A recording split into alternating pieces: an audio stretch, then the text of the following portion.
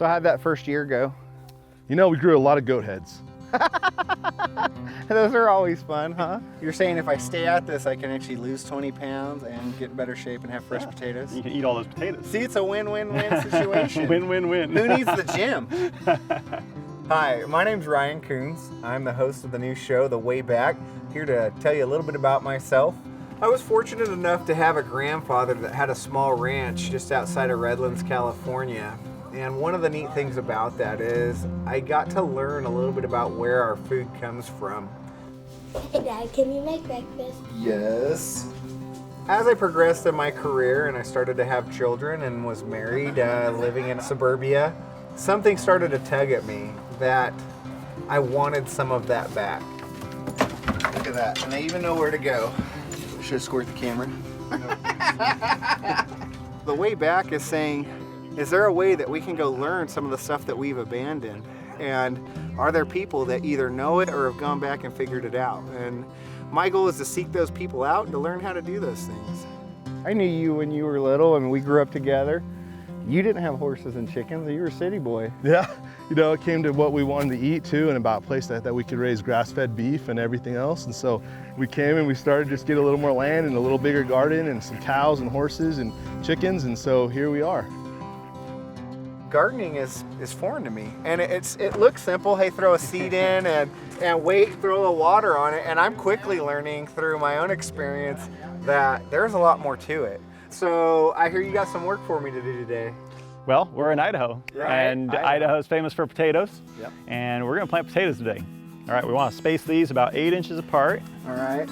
Now you wanna run it up this edge, cover these potatoes up. It's an excellent way to get the lessons that you don't necessarily need to go pay or, you know, just learn out of a book. Get out here and work. All right, get you all the way through.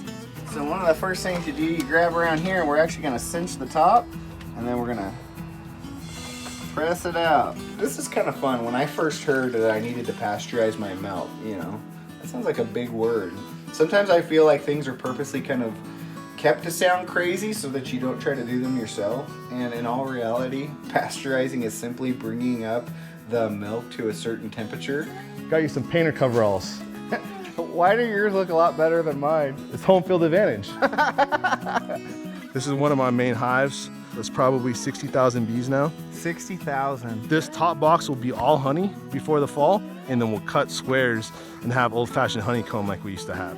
It was great to visit a family that's really working to find that lifestyle. Ryan is able to run an agency 1,000 miles away and yet raise his family on this gorgeous farm. If you guys ever wondered where Game of Thrones was started, I think it was the honeybees. In the beehive. It's not that I will abandon all of my businesses. It's not that I'm going to change drastically my way of life. It's that I'm finding a way back to those things that maybe in the name of progress we left behind.